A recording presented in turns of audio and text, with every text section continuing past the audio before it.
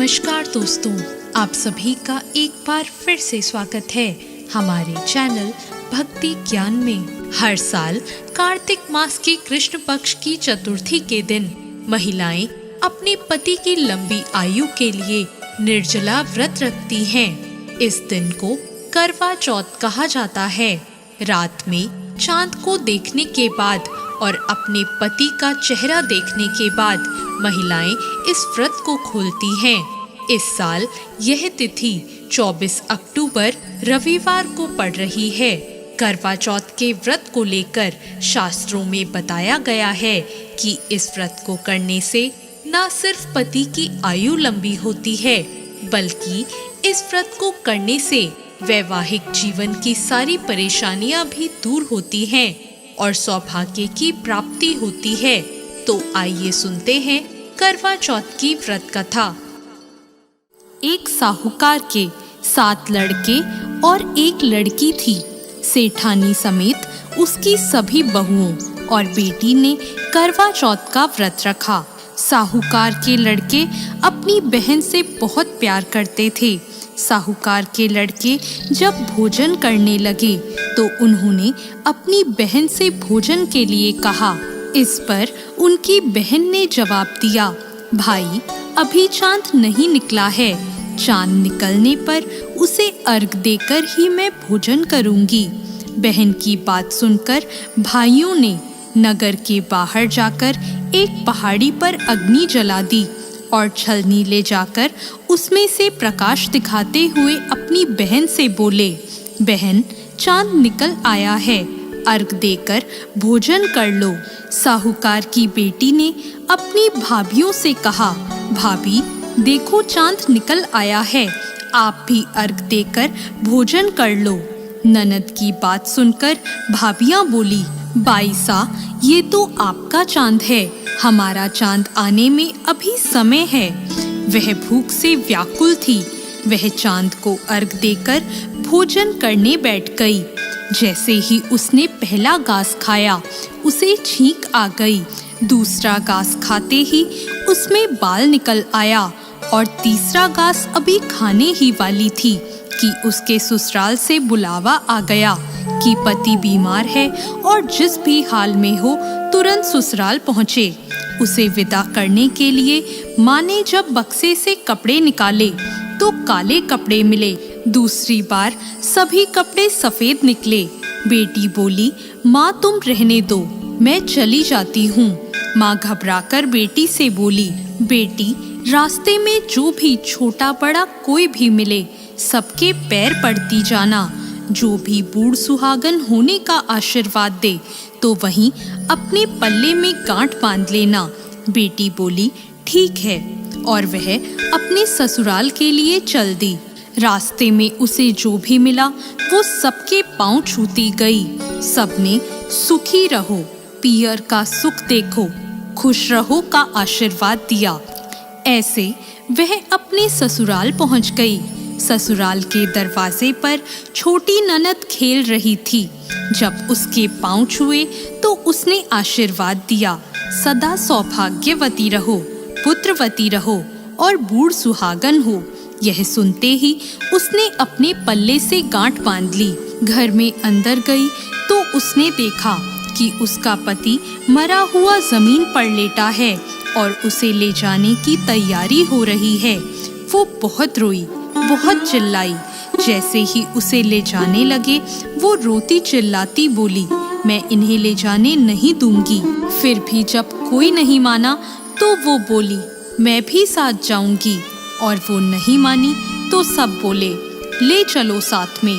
जब पति को जलाने का समय आया तो वो बोली, मैं इन्हें जलाने भी नहीं दूंगी।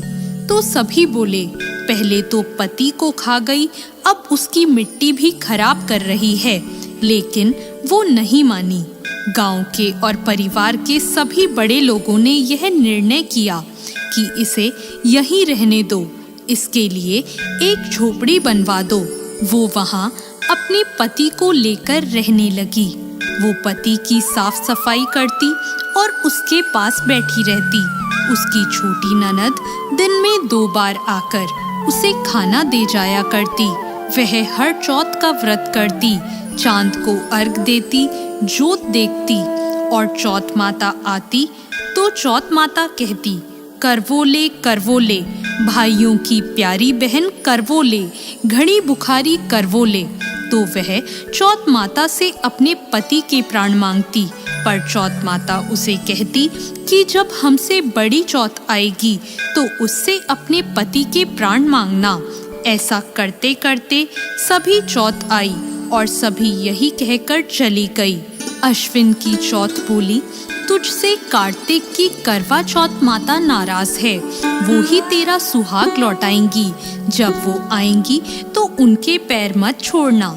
जब करवा चौथ आने वाली हुई तो उसने अपनी छोटी ननद से पूरे श्रृंगार और सुहाग का सारा सामान मंगवाया और करवे भी मंगवाए।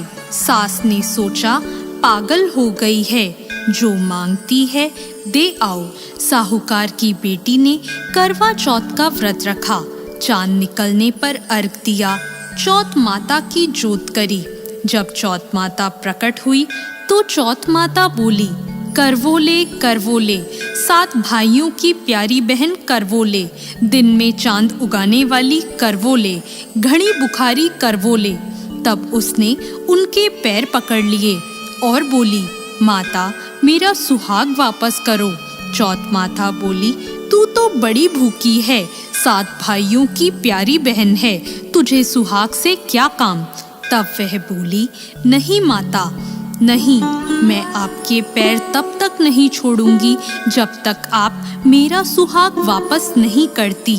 चौथ माता ने सुहाग का सारा सामान मांगा तो उसने एक एक करके 16 श्रृंगार का पूरा सामान माता को दे दिया। चौथ माता ने अपनी आँखों से काजल निकाला, नाखूनों से मेहंदी निकाली और मांग से सिंदूर निकाला और चिटकी उंगली का छींटा दिया। उसका पति जीवित हो गया और चौथ माता जाते जाते उसकी झोपड़ी पर लात मार गई, जिससे उसकी झोपड़ी महल बन गई। जब छोटी ननद अगले दिन खाना लेकर आई तो उसने देखा कि भाभी की झोपड़ी की जगह तो महल खड़ा है। वो ननद को देखते ही दौड़ी दौड़ी उसके पास आई और बोली, देखो बाईसा, आपका भाई वापस आ गया। घर जाओ और सासू जी से कहो गाजे बाजे के साथ हमें लेने आए। ननद दौड़ी दौड़ी माँ के पास जाकर बोली, माँ भाई जिंदा हो गया। माँ बोली, उस भाभी के साथ तेरा भी दिमाग खराब हो गया है। ननद बोली, नहीं माँ, मैंने देखा है, भाई सच में जिंदा हो गया है। भाभी ने गाजे बाजे के साथ हमें बुलाया है। सभी घर वाले गाजे बाजे के साथ अपने बेटे को लेने पहुँचे। बेटे को जिंदा देखकर सास बहू के पैर छूने लगी और बहू सास के पैर छूने लगी। वो बोली, देखो माँ, आपका बेटा वापस आ गया। सास बोली, मैंने तो साल भर पहले ही इसे अपने घर से भेज दिया था, वो तो तू ही थी जो इसे वापस लेकर आई है।